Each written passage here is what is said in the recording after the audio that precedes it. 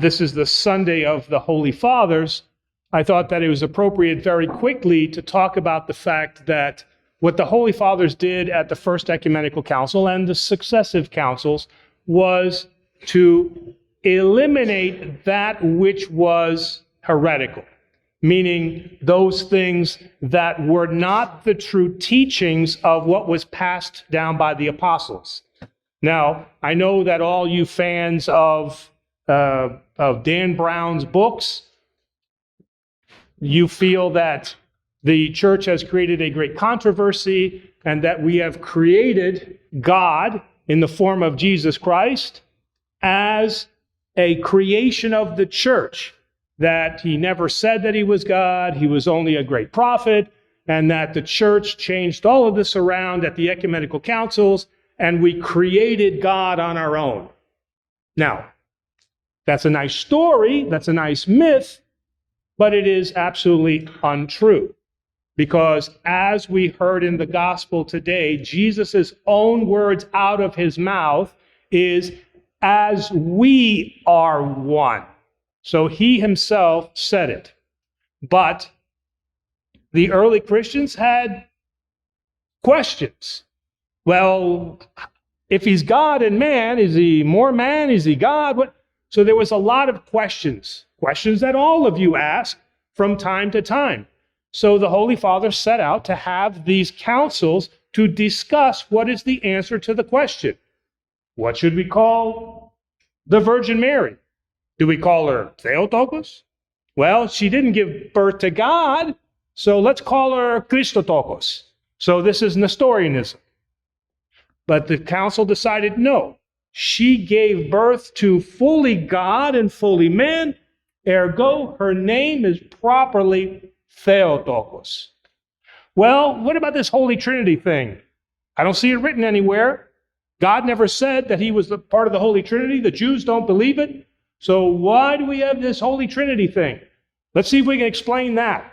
Well, maybe what it is he's one person, but he wears masks. So one day he puts on the mask of God the Father, and another day he puts on a mask of the Holy Spirit. Another day, if he feels like it, he's fluid, right? Isn't that the term today? He's fluid.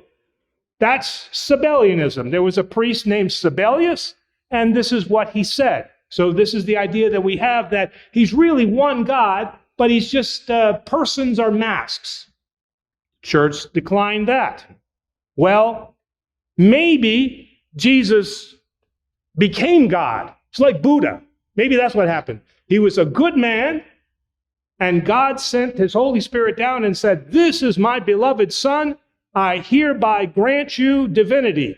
And just like Queen Elizabeth, he took a sword on one shoulder and put it on the other shoulder and said, "I hereby designate you as a God." Well, that's Arianism, thinking that he is more man and a great man, but he was granted divinity after he rose. The church rejected that. Well, wait a minute then. If he's not that, then maybe he's just God. So there is no man. He's like a phantom. He appears to us, and he was the hologram of his time. Maybe that's what it is. Because God can't become man. That doesn't make any sense because we're sinful. So he's got to be pure, and the only way he can be pure is if he's fully God. And he just kind of walks around like a ghost, but we kind of see, or we see that he's really not a ghost. And then, so this whole crucifixion thing is all garbage. Yeah, he played a role. Oh, they stabbed me, I hurt. Oh, they put a crown of thorns. He was all play acting. Well, that's Gnosticism. The church rejected that. They said, no. God became man and suffered and was buried, meaning he died. So the church rejected that too. So what is happening, though, is that we have forgotten what the Holy Fathers have said and the decisions that were made to answer the questions that people like you have. But what happened? 2,000 years goes by and people forget all of that stuff. and they think that, oh, this is all ancient stuff. So they ask the same questions again. Why are you reverencing this Virgin Mary, just a woman? This is not God. There is no such thing as the Trinity. It's all a bunch of masks. He didn't suffer. All of these same things are coming back. So we don't have to come up with new reasons to answer these old questions. All we have to do is read the decisions made by the fathers. And again, it wasn't like Dan Brown where they got into a room and said, here is what we're going to say about this Jesus guy. This is not what happened. There were great discussions.